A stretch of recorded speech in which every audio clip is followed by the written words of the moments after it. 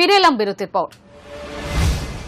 ভারত ও ব্রাজিলের উপর 50% শুল্ক চাপিয়েছে আমেরিকা। এই প্রেক্ষিতে কি করণীয় সেই বিষয়ে প্রায় 1 ঘন্টা ধরে ফোনালাপ চলল প্রধানমন্ত্রী নরেন্দ্র মোদীর সঙ্গে ব্রাজিলের প্রেসিডেন্ট লুলা দা সিলভারের মধ্যে।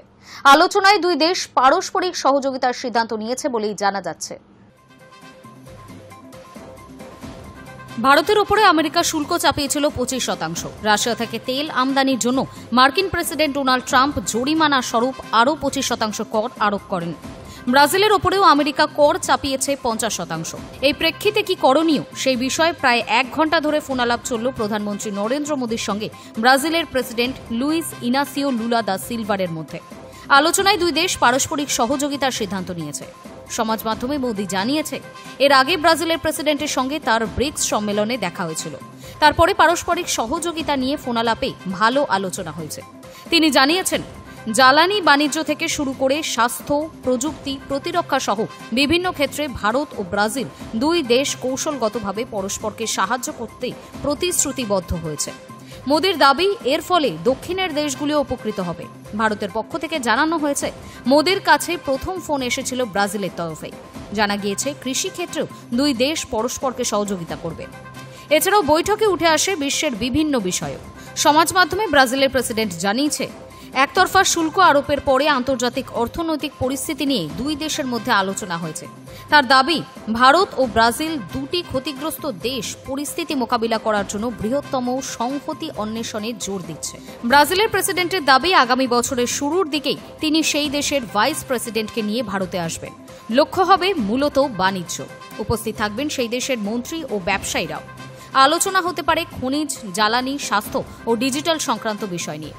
লুলার আরও দাবি, 2030 সালের মধ্যে দুই দেশের মধ্যে অর্থনৈতিক $20 বিলিয়ন বেশি বৃদ্ধি সম্পর্কিত বিষয় নিয়েও আলোচনা হয়েছে।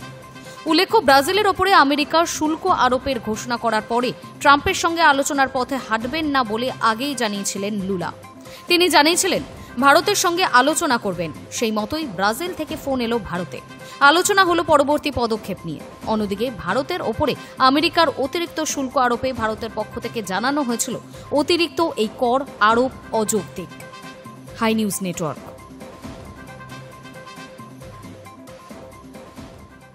ভারত মার্কিন শুল্ক সংঘাতের মাঝেই বন্ধু রাষ্ট্র রাশিয়ায় গিয়েছেন জাতীয় নিরাপত্তা উপদেষ্টা অজিত ডোভাল। বৃহস্পতিবার ক্রেমলিনে তার সঙ্গে সাক্ষাৎ হল রুশ প্রেসিডেন্ট ভ্লাদিমির পুতিনের। তাদের দ্বিপাক্ষিক বৈঠকে দুই দেশের কৌশলগত অংশীদারিত্ব নিয়ে কথা হয়েছে বলেই জানা গিয়েছে রুশ সংবাদ মাধ্যম সূত্রে।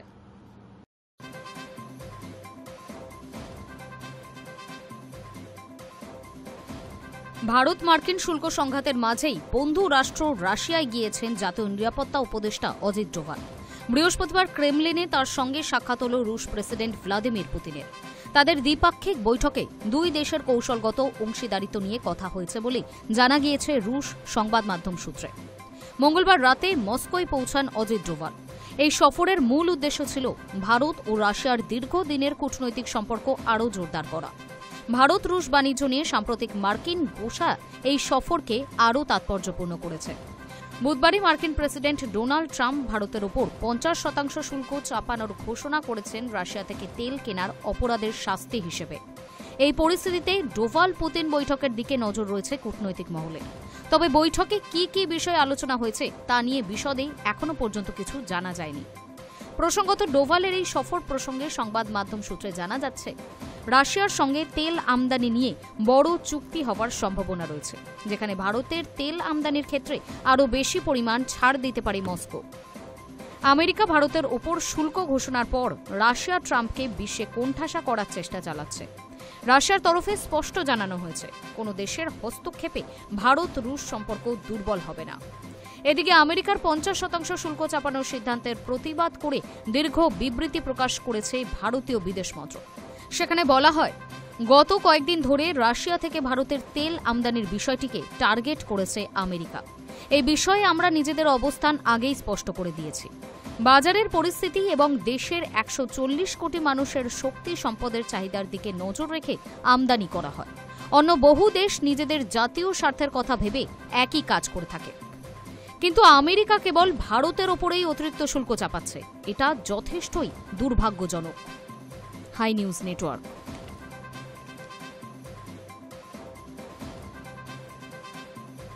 অন্তর্বর্তী সরকারের মুখ্য উপদেষ্টা মোহাম্মদ ইউনূসের চিঠি পেয়ে জাতীয় সংসদের ভোটের প্রস্তুতি শুরু করে দিল বাংলাদেশের নির্বাচন কমিশন। অন্তর্বর্তী সরকারের মুখ্য উপদেষ্টা মোহাম্মদ ইউনূসের চিঠি পেয়ে জাতীয় সংসদের ভোটের প্রস্তুতি শুরু করে দিল বাংলাদেশের নির্বাচন কমিশন। বাংলাদেশ কমিশনের আধিকারিকদের সঙ্গে বৈঠক শেষে নির্বাচন কমিশনার আবুল ফজল মোহাম্মদ সানাউল্লাহ জানালেন, আগামী ডিসেম্বর মাসে ভোটের দিন ঘোষণা করা হতে পারে। আবুল জানান, আগামী 31শে অক্টোবর পর্যন্ত যারা ভোটার হিসেবে নাম নথিভুক্ত করবেন তারা আগামী নির্বাচনে ভোট দিতে পারবেন। সেই সঙ্গে তিনি বলেন, প্রবাসী ভোটারদের পোস্টাল ব্যালটের মাধ্যমে ভোট দেওয়ার ব্যবস্থা নিশ্চিত করবে নির্বাচন কমিশন। এই ক্ষেত্রে দলীয় এবং নির্দল প্রার্থীদের জন্য বরাদ্দ করা প্রতীক সহ ব্যালট পেপার প্রবাসী ভোটারদের কাছে পাঠানো হবে বলেও জানান তিনি। জাতির উদ্দেশ্যে ভাষণে ইউনূস প্রতিশ্রুতি দিয়েছিলেন, রমজান মাস শুরুর আগেই আগামী ফেব্রুয়ারিতে জাতীয় সংসদে নির্বাচনের আয়োজন করা হবে। এরপরে বুধবার ভোটের আয়োজনের জন্য সব প্রস্তুতি শেষ করতে নির্বাচন কমিশনকে চিঠি পাঠিয়েছিলেন তিনি। বৃহস্পতিবার নির্বাচন কমিশনার আবুল জানান, ফেব্রুয়ারি মাসে ভোট করাতে হলে নির্বাচন বিধি মেনে 2 মাস আগে দিন ঘোষণা করতে হবে। প্রসঙ্গত, ইউনূসের দফতরের মুখ্য সচিব এম সিরাজউদ্দিন মিয়া অন্তর্বর্তী সরকারের তরফে কমিশনকে চিঠি লিখেছিলেন। উল্লেখিত সময়সীমার মধ্যে প্রত্যাশিত মানের অবাধ, সুষ্ঠু, শান্তিপূর্ণ ও উৎসব মুখর জাতীয় নির্বাচন আয়োজনের জন্য প্রয়োজনীয় পদক্ষেপ করার অনুরোধ জানানো হয়েছিল ওই চিঠিতে। নির্বাচনের আয়োজনের বিষয়ে অন্তর্বর্তী সরকারের তরফে সমস্ত রকম সহযোগিতা করা হবে বলেও কমিশনকে জানিয়েছিল ইউনূসের দফতর। বস্তুত ওই চিঠির মাধ্যমে জাতীয় সংসদের নির্বাচন আয়োজনের জন্য অন্তর্বর্তী সরকারের পক্ষ থেকে নির্বাচন কমিশনকে অনুরোধের আনুষ্ঠানিকতা সম্পন্ন হয়েছিল। তারপরেও বৃহস্পতিবার দীর্ঘ বৈঠক করে ভোটের প্রস্তুতি পর্ব শুরু করে দিল কমিশন। Hi news network. মাস্ক ভালো মানুষ, তবে ওর সময় খারাপ যাচ্ছে, কেন এমন বললেন ট্রাম্প? সম্পর্ক উন্নতির ইঙ্গিত কি? আমেরিকার প্রেসিডেন্ট নির্বাচনের আগে প্রচারে ধনকুবের তথা টেসলা কর্তা ইলন মাস্ককে পাশে পেয়েছিল ডোনাল্ড ট্রাম্প। ক্ষমতায় আসার পর ট্রাম্প প্রশাসনে বিশেষ গুরুত্ব পান মাস্ক, তবে সম্প্রতি সেই সম্পর্ক তলা নিতে গিয়ে ঠেকেছে।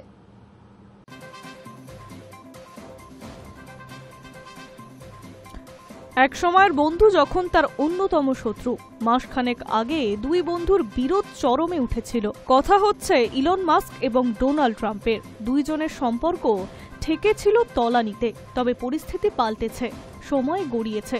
মার্কিন প্রেসিডেন্ট ট্রাম্প মনে করেন খারাপ মানুষ নন মাস্ক, তবে সময় খারাপ যাচ্ছে তার। সম্প্রতি সমীক্ষা সংস্থা গ্যালপের একটি রিপোর্ট প্রকাশ্যে এসেছে। সেই রিপোর্টে দেখা গিয়েছে জানুয়ারির তুলনায় আমেরিকায় মাস্কের জনপ্রিয়তা অনেকটা কমেছে। সেই বিষয়ে ট্রাম্পকে প্রশ্ন করা হলে তিনি সাংবাদিকদের বলেন, আমি জানি না ওই সমীক্ষা ঠিক কিনা, তবে আমার মনে হয় মাস্ক একজন ভালো মানুষ, তবে তার সময় খারাপ যাচ্ছে, কিন্তু অবশ্যই ও ভালো মানুষ, এটা আমার বিশ্বাস। উল্লেখ্য, গত 7 থেকে 21শে জুলাই পর্যন্ত গ্যালপ একটি সমীক্ষা চালায়। তারা 1000 জন আমেরিকানের কাছে 14 জন বিশিষ্ট ব্যক্তির সম্পর্কে জানতে চায়। সেই 14 জনের মধ্যে যেমন ছিলেন মাস্ক, তেমনি ছিলেন ইসরায়েলের প্রধানমন্ত্রী বেঞ্জামিন নেতানিয়াহু, ইউক্রেনের প্রেসিডেন্ট ভলোদিমির জেলেনস্কি, প্রাক্তন মার্কিন প্রেসিডেন্ট জো বাইডেন, পোপ লিও চতুর্দশ। সেই সমীক্ষায় দেখা গিয়েছে জানুয়ারির তুলনায় জুলাইয়ে মাস্কের জনপ্রিয়তা কমেছে 24 পয়েন্ট। 61% উত্তরদাতা মাস্কের সম্পর্কে নেতিবাচক মতামত দিয়েছেন, তবে 33% উত্তরদাতা পছন্দের তালিকায় ছিলেন মাস্ক। বাকি 6% মুখ খুলতে চাননি মাস্কের সম্পর্কে। আমেরিকার প্রেসিডেন্ট নির্বাচনের আগে প্রচারে ধনকুবের তথা টেলাস কর্তা মাস্ককে পাশে পেয়েছিল ট্রাম্প।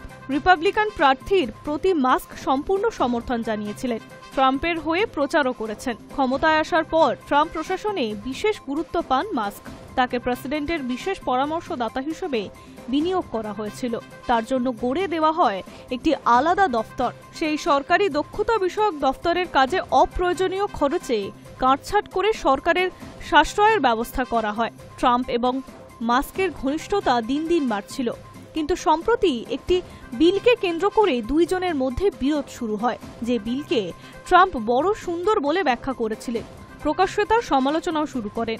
এক সময় মধুর সম্পর্ক তিক্ততার রূপ নেয়। ট্রাম্পকে ব্যক্তিগত আক্রমণ করতেও ছাড়েনি মাস্ক, ডিওজিই ছেড়ে দেন মাস্ক। তবে মার্কিন কংগ্রেসের উভয় পক্ষকে পাশে পাওয়ার পর আইনে পরিণত হয়েছে ট্রাম্পের সেই বড় সুন্দর বিল। তারপরেই নিজের নতুন রাজনৈতিক দলের ঘোষণা করেন মাস্ক, নাম দিয়েছেন আমেরিকা পার্টি। তবে মাস্কের দলকে গুরুত্ব দিতেই নারাজ বলে জানিয়েছিলেন ট্রাম্প। High news network.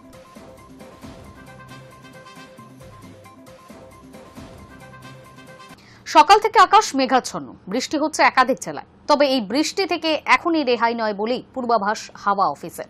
ঘূর্ণাবর্তের জেরে আগামী এক সপ্তাহ জুড়ে রাজ্যের নানা প্রান্তে হালকা থেকে ভারী বৃষ্টির সম্ভাবনা। লাগাতার বৃষ্টির জেরে একেবারে ভরাডুবি অবস্থা দক্ষিণবঙ্গে। তবে এই বৃষ্টি এখনই যাওয়ার নয়। আবহাওয়া দপ্তর সূত্রে খবর, নিম্নচাপ অক্ষরেখা এবং একাধিক ঘূর্ণাবর্তের জেরে আগামী এক সপ্তাহ জুড়ে রাজ্যের নানা প্রান্তে হালকা থেকে ভারী বৃষ্টির সম্ভাবনা রয়েছে। দক্ষিণবঙ্গের একাধিক জেলায় বজ্রবিদ্যুৎ সহ বৃষ্টির পূর্বাভাসও দিয়েছে আবহাওয়া দপ্তর। এর সঙ্গে থাকবে দমকা হাওয়া ও অস্বস্তিকর আর্দ্রতা। আলিপুর আবহাওয়া দপ্তর সূত্রে জানা গিয়েছে, বর্তমানে পাঞ্জাবের ফিরোজপুর থেকে অরুণাচল প্রদেশ পর্যন্ত বিস্তৃত হয়েছে একটি নিম্নচাপ অক্ষরেখা। সেই সঙ্গে বাংলাদেশ এবং অসমের উপরে রয়েছে এক জোড়া ঘূর্ণাবর্ত। এই ঘূর্ণাবর্তগুলির মধ্যে একটি পশ্চিম ও দক্ষিণ হেলে রয়েছে, যার সরাসরি প্রভাব পড়ছে গাঙ্গেয় পশ্চিমবঙ্গের ওপর। শুক্রবার সকাল থেকেই দক্ষিণবঙ্গের একাধিক জেলায় শুরু হয়ে গিয়েছে বৃষ্টিপাত। আবহাওয়া দপ্তর জানাচ্ছে, পুরুলিয়া, বাঁকুড়া, বীরভূম, 2 মেদিনীপুর, 2 বর্ধমান ও মুর্শিদাবাদে ভারী বৃষ্টির সম্ভাবনা রয়েছে। এর সাথে ঘন্টায় 30 থেকে 40 কিলোমিটার বেগে বইতে পারে দমকা হাওয়া। দক্ষিণবঙ্গের অন্যান্য জেলাগুলিতেও মাঝারি থেকে হালকা বৃষ্টি হতে পারে বলে আবহাওয়া দপ্তর সূত্রে খবর। অন্যদিকে উত্তরে দার্জিলিং, কালিম্পং, জলপাইগুড়ি, আলিপুরদুয়ার ও কোচবিহারে শুক্রবার থেকে রবিবার পর্যন্ত ভারী বৃষ্টির সম্ভাবনা রয়েছে। সোমবার উত্তরবঙ্গের কিছু জেলায় 7 থেকে 20 সেন্টিমিটার অতি ভারী বৃষ্টির সম্ভাবনাও থাকছে। উল্লেখ্য, আবহাওয়া দপ্তর জানিয়েছে, শনিবার থেকে মঙ্গলবার পর্যন্ত দক্ষিণবঙ্গের প্রায় সব জেলাতেই বজ্রবিদ্যুৎ সহ বৃষ্টির সম্ভাবনা থাকবে। তবে এই বৃষ্টির মাঝে তাপমাত্রাও কিছুটা বাড়বে আর আর্দ্রতাজনিত অস্বস্তি থেকেই যাবে, কারণ বাতাসে জলীয় বাষ্পের পরিমাণ অনেক বেশি। Hi news network. News today এখনকার মতো এই পর্যন্ত। নজর রাখুন হাই নিউজে, নির্ভীক, নিরপেক্ষ।